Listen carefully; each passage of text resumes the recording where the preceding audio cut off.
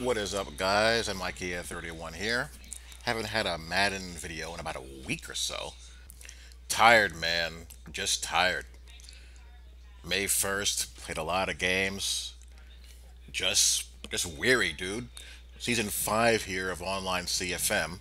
I did not three-peat. I lost in the wild card round of the playoffs, and unfortunately, the video file of that game got corrupted somehow, so I couldn't upload it. So, there you go. So anyway, I'm just sitting here. I just finished watching the Toronto Raptors do what they do when the postseason roll around, and that is do Toronto Raptor things and become serial choke artists. Just terrible, really, really terrible. But anyhow, I want to touch on a couple of things regarding the NFL draft. I'm pretty happy with how things turned out for the Jets. I'll get to them in a little bit. But as far as the draft as a whole, pretty interesting draft in a lot of ways. You have the quarterbacks, obviously. You had five guys go in the first round. You had Baker Mayfield go number one. Jets got Darnold. Rosen went in the top 10. Bills traded up for Josh Allen, and Lamar Jackson made it into the first round, which I was thrilled to see. So you had five QBs, which has never happened before, going round one. So you have that, as the dominant theme of the draft, certainly. But also, I thought it was a really good draft if you were a interior offensive lineman, an interior defensive player, and also if you were a multifaceted, versatile defensive back, the kind of defensive back that can play multiple roles. Either line up on the outside as a shutdown corner, play in the slot, play in the box as a safety, or play in the deep middle. The NFL has really evolved into this league where that type of hybrid defender is a really valuable player now. It used to be the kiss of death in the NFL to be a tweener, either a guy who was not quite a defensive lineman, but not quite a linebacker either, a guy who is maybe bigger than your typical prototype safety is, but you're not quite sure if he's that enough to play linebacker. Those now are the type of guys that you want when you have teams that are in their nickel packages 70% of the game. Guys like that are now pretty much starters. And if you're a inside backer, you need to be in that Dion Buchanan, Deion Jones, Shazier, Mark Barron type of mold where you're athletic. That's why Rashawn Evans maybe slips a little bit in the later part of the first round because people aren't quite sure how fast he is because he never ran. He didn't run at the combine. I don't think he ran at a pro day either. And that's why someone like the guy that Tennessee picked, Leighton Vander Esch, who I didn't really know much about at all. I mean, I watch a lot of college football, but, sorry. Didn't watch a whole heck of a lot of Boise State. But a guy can only watch so many teams and so many games, and really, as fans, we're all just taking educated guesses. None of us really know how these guys are going to pan out. We're just, hoping for the best. And that's not too far removed with what NFL teams do. They do their research, they, scour film, they pick their brains, they do all their background checks, but really, you don't really know until you know. You're either going to draft a guy and be like, okay, this guy can play right away, or you're going, oh my God, we may have made a mistake.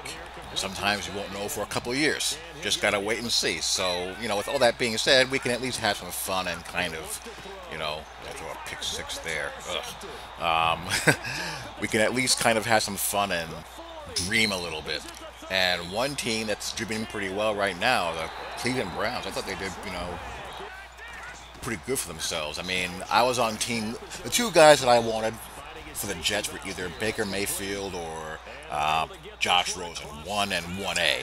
Cleveland picked Baker Mayfield. I was kind of hoping they would not be seduced by Josh Allen just for their own, fans' sanity's sake. But they went with Baker Mayfield.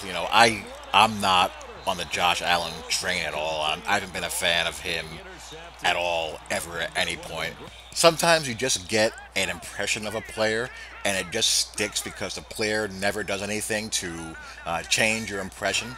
And I have players that become my whipping boy for, a variety of reasons where I just develop a initial dislike and it never goes away. And the first time I saw Josh Allen, I said to myself, he's Joe Flacco. And from that time forward, I always associated him with Joe Flacco.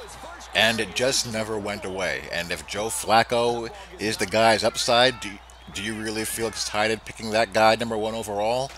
I wouldn't. Now, can you win a Super Bowl with Joe Flacco? Obviously, he did win one.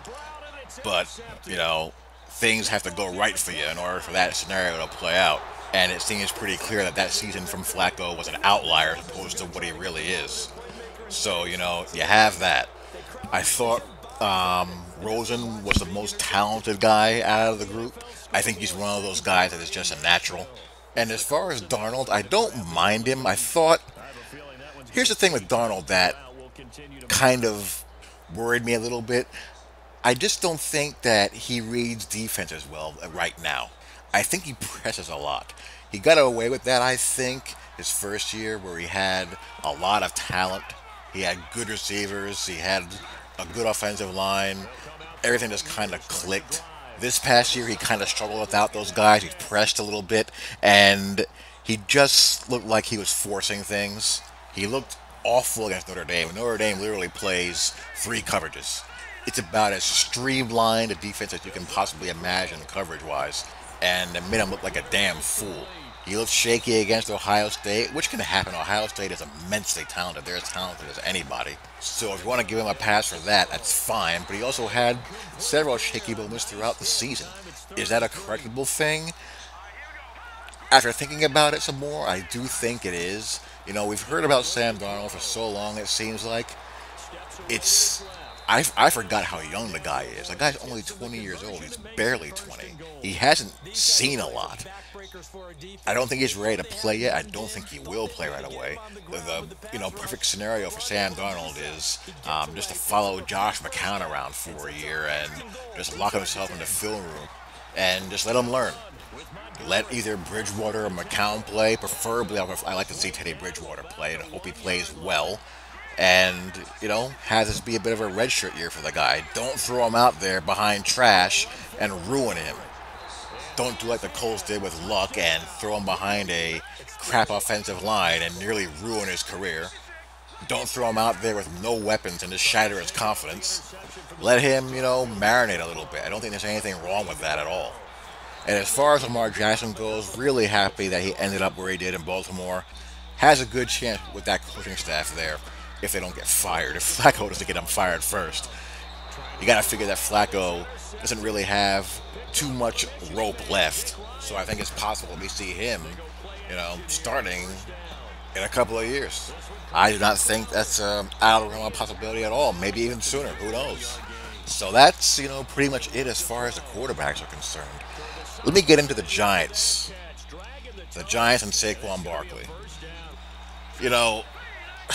I'm not a guy who's on team running back high in the draft.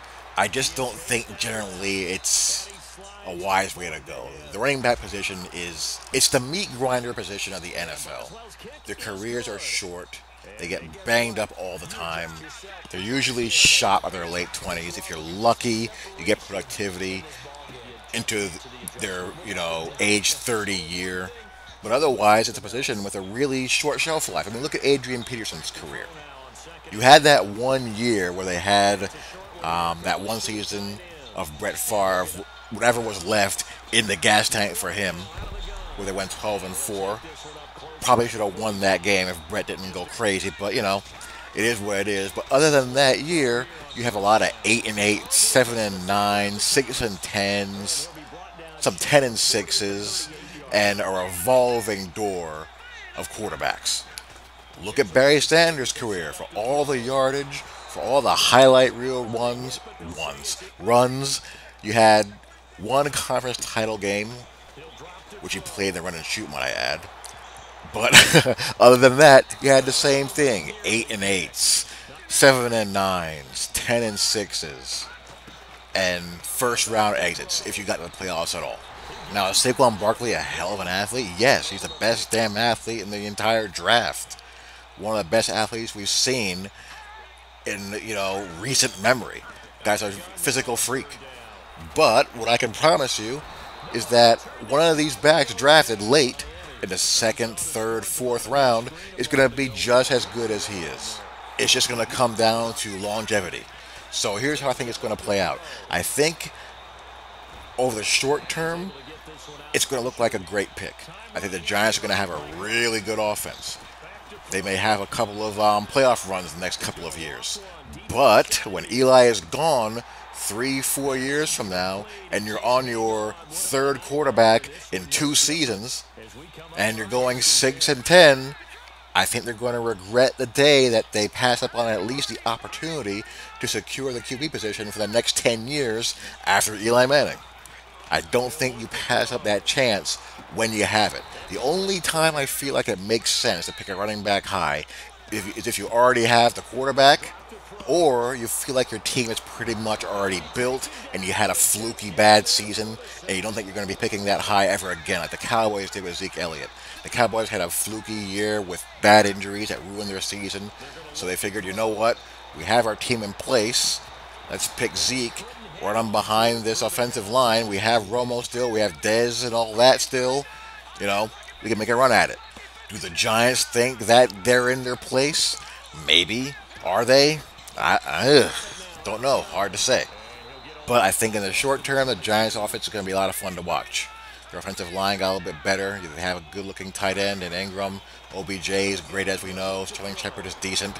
I think they have a chance to at least be entertaining on the offensive side of the ball. And they're, okay to solid on defense. Not great, but they're solid. So we'll see. Some other tidbits. Like I said, Cleveland, I thought on paper has a pretty good draft.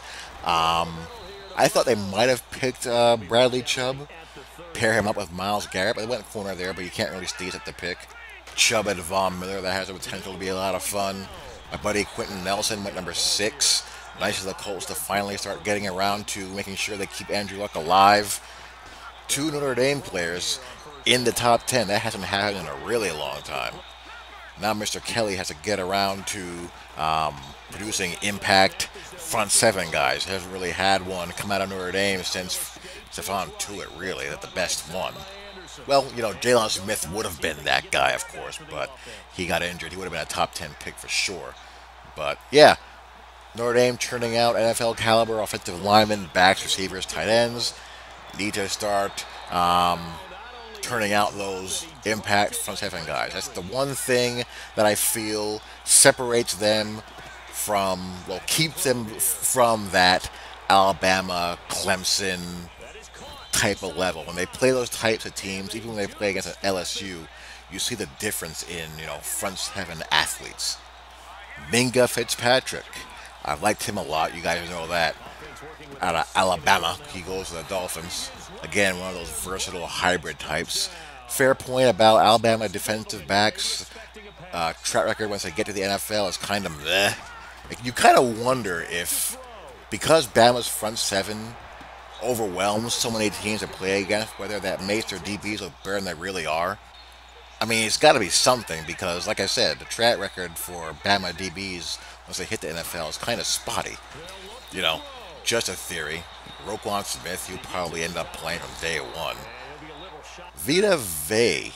The Bucks' defense is a freaking sieve, but the one place, out of all the places where they didn't need help, their defensive line is actually pretty solid.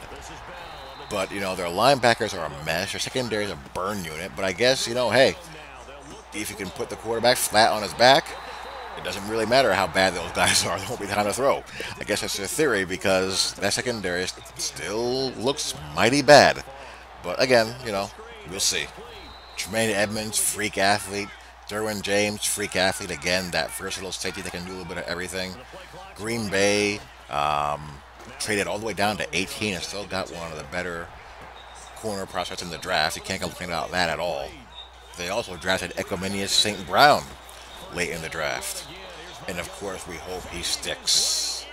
DJ Moore, I believe, was the first wide receiver picked. Nice to see Carolina try to, give Cam something other than hot garbage to throw to. Calvin Ridley went to Alabama, went to Atlanta. I need to go to sleep. It's getting late. But yeah, the potential of Calvin Ridley, Julio Jones, and Mohamed Sanu is pretty tantalizing. We'll see how Sark is able to screw that up. And apparently, Seattle still wants Russell Wilson to run for his life every damn play. So that's pretty much it for my thoughts regarding the NFL draft. Would love to hear yours. Hope you guys enjoyed. I will talk to you all later. Peace.